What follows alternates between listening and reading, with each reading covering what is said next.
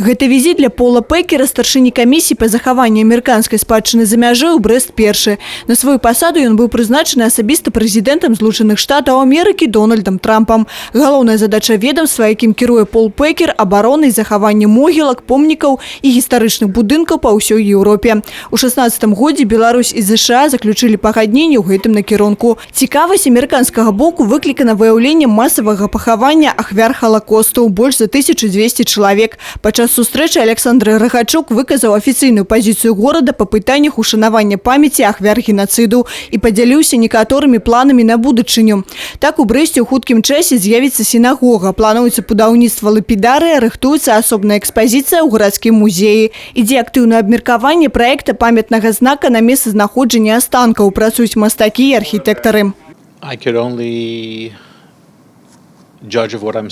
Па тым, што я бачу, усё зроблена правільна. Як толькі ў навінах з'явілася інфармацыя аб тым, што астанкі былі знойдзеныя, мы звязваліся і даведваліся, што адбываецца. Я мяркую, што пры далейшай забудове Брэста такія месцы яшчэ будуць з'яўляцца. І я спадзяюся, што ў новых выпадках дзеянні ўладаў і без лішняга шуму ў сродках масавай інфармацыі будуць аналагічнымі.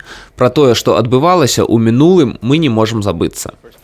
Пасля ўдзелу ў цырымоніі перапахавання на сустрэчу ў Гарвыканкам прыбыў надзвычайны паўнамоцны пасол Ізраілю ў Беларусі Алон Шагам. Пасол адзначыў, што Брэст з'яўляецца прыкладам таго, як на рэгіянальным узроўні знайшлося рашэнне міжнароднай праблеме ушанавання памяці ахвяраў генацыду.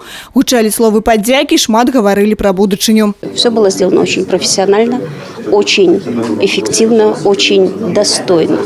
Поэтому Брестскому горосполкому действительно огромная благодарность за профессионализм и за человеческое отношение к делу. И все это идет в копилку международного сотрудничества. Вы видели сегодня представительства зарубежных стран здесь.